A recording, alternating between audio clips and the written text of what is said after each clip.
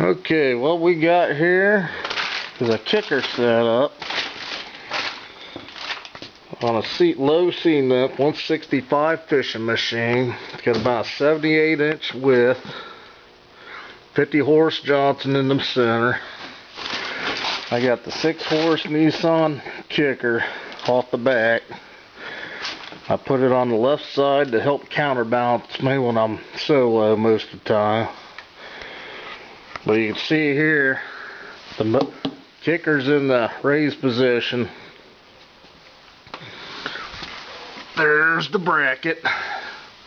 It's like anti-gravity, goes up and down. You can see my stabilizer on the out drive. So when the motor, the quick connector is not hooked up, they shouldn't collide. So I can run full bore with the kicker motor up, no problem. I start trolling, release the handle, drop it down 2 notches, locks in. Don't mind the mess in the garage here. Been a poor winter. My motor's down to that position. It's a long shaft kicker. And then the problem is hooking it up from front. But I got this little, you can see this little ball joint clamps right onto your steering shaft there. Simple clamp. And here's my $30 cabelas connecting rod. It's already pre-cut, and you can bend it if you have to. All I do is, you can see where it's spring loaded. Goes over the ball joint. And then I just simply turn the tiller to, you got the ball joint right there. Make sure it locks, and boom, it's connected. I'll have this turned on before I connect them. Motor handle up. I got say the motors are running, I can shut this one off. Now come up here. I got my throttlemaster set right here. All I gotta do is turn the switch on.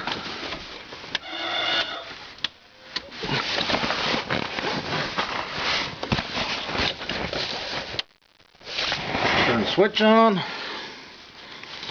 Turn that on. Right now it's on idle.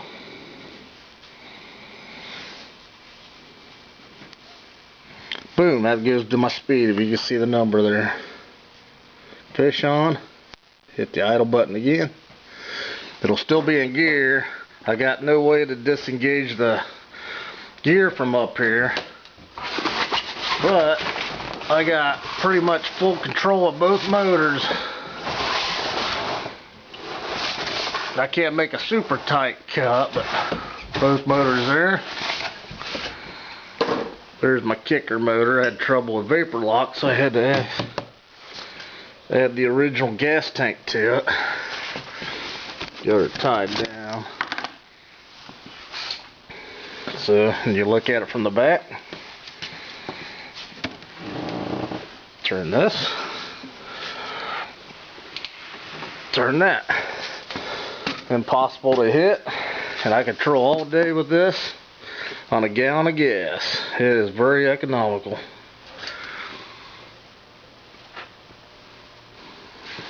It's got a lot of hours on that sucker, and it saves a ton of money. When you're talking about $4 a gallon of gas. Say, okay, so I'm done trolling. Shut the motor off. Disconnect this. Pour it down there. Motor up. Boom. Away I go. Motor's up. I can make white water all I wanted. Ain't gonna hurt that one bit. But the problem is, if you got like an inboard outboard, your little bracket ain't going to be up here. It's going to be mounted down here on your,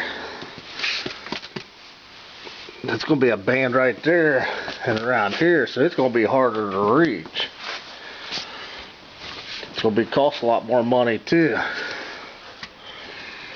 But I can't. Another problem you get, people want to trim both of them. So I got my, so I'm back to trolling.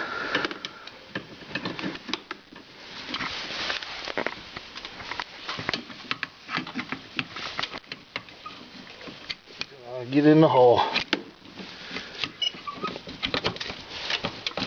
Okay, back to trolling. I gotta leave this motor down, my main motor down, because that shaft might bend right there. If you can get a good look at it. I got a little movement. You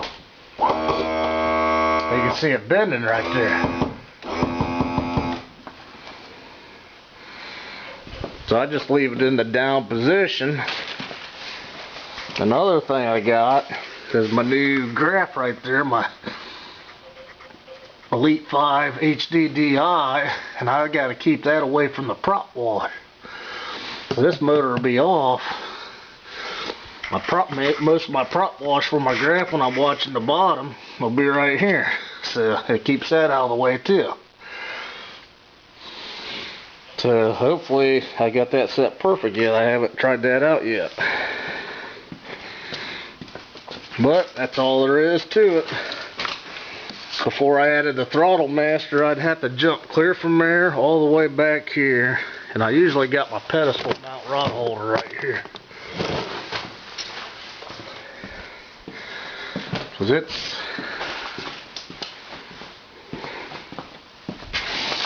sitting right here. This weather's just so crappy right now.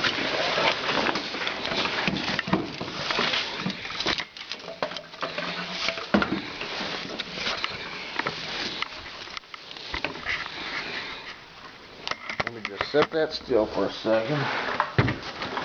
Get this mess out of here.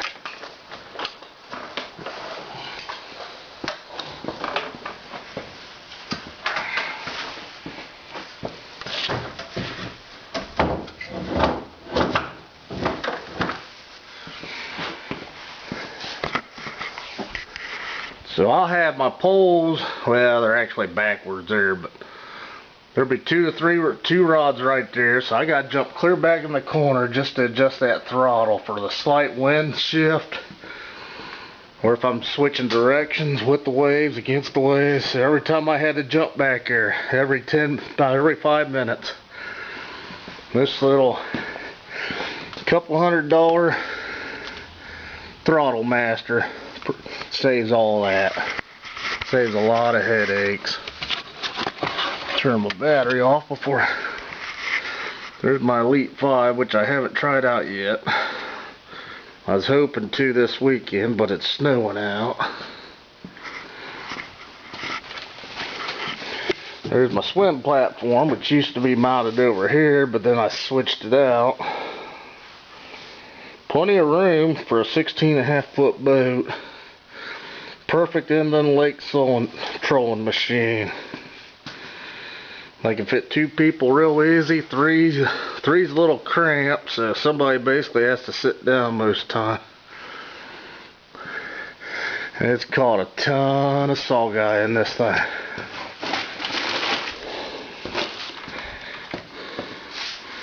Maybe I can get her out tomorrow. I got too much running around to do today.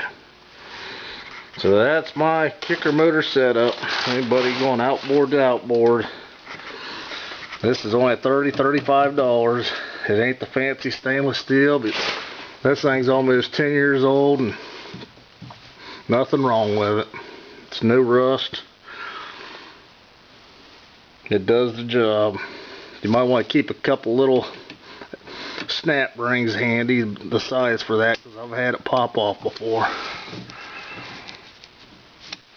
Tell you, as soon as you get it, take it to the hardware store, match up a couple extra snap rings. That's it.